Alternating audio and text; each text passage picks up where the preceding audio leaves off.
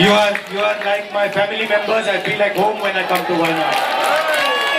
ഇത് രാഹുലിന്റെ പഴയ വാക്കുകൾ. എന്റെ രണ്ടാമത്തെ വീടാണ് വയനാടെന്ന്. ഈ വാക്കുകൾ AICC ശരിവെക്കുകയാണ്. കാരണം സഹോദരൻ നോർത്തിലേക്ക് തിരിച്ചപ്പോൾ വയനാടൻ വാറിന് സൗത്തിലേക്ക് ഇതാ സഹോദരി എത്തുന്നു. I'm very happy to be able to represent Wayanad, and all I'll say is that I won't let them feel his absence. As he said, he'll come many times with me, but I will work as hard and I will try my best to make everybody happy and to be a good representative. Rahul റായ്ബറേലിയിലേക്ക് വണ്ടി കയറുന്നതോടെ വയനാടിനെ ഗാന്ധി കുടുംബം കൈവിടുന്നുവെന്നായിരുന്നു രാഷ്ട്രീയ ആരോപണം. എന്നാൽ പ്രിയങ്കയെ സ്ഥാനാർത്ഥിയാക്കിയതോടെ ഇടത് BJP നേതാക്കളുടെ ആരോപണങ്ങൾക്ക് വിലങ്ങു വീഴുകയാണ്. ലോക്സഭയിലേക്ക് കേരളത്തിൽ നിന്ന് സ്ത്രീ പ്രാതിനിധ്യമില്ല.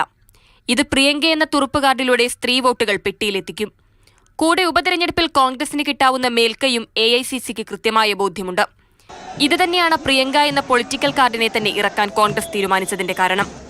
BJPയെ വിറപ്പിച്ച ഇന്ത്യ മുന്നണിയുടെ മുന്നേറ്റവും പ്രിയങ്കയ്ക്ക് വോട്ടാകുമെന്നതുറപ്പാണ്. ഇനി വരും മാസങ്ങളിൽ വിയർക്കാൻ പോകുന്നത് CPM ആയിരിക്കും.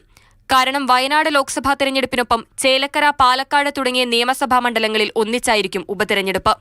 പ്രിയങ്കയോട് പ്രിയം കൂടിയാൽ പിന്നെ കണ്ടറിയേണ്ടിവരും തിരഞ്ഞെടുപ്പ് ഫലം. ഭരണവിരുദ്ധ വികാരം മുന്നണി തന്നെ CPMനെ ഓർമ്മിപ്പിക്കുമ്പോൾ കൂടെ പോരാട്ടത്തിന് പ്രിയങ്കയും എത്തുന്നത് കോൺഗ്രസിന് നൽകുന്നത് വല്ലാത്ത മൈലേജാണ്. പ്രിയങ്കയോടുള്ള പ്രിയം വയനാടൻ മണ്ണിൽ ആദ്യ മണിക്കൂറിൽ തന്നെ വ്യക്തമാണ്.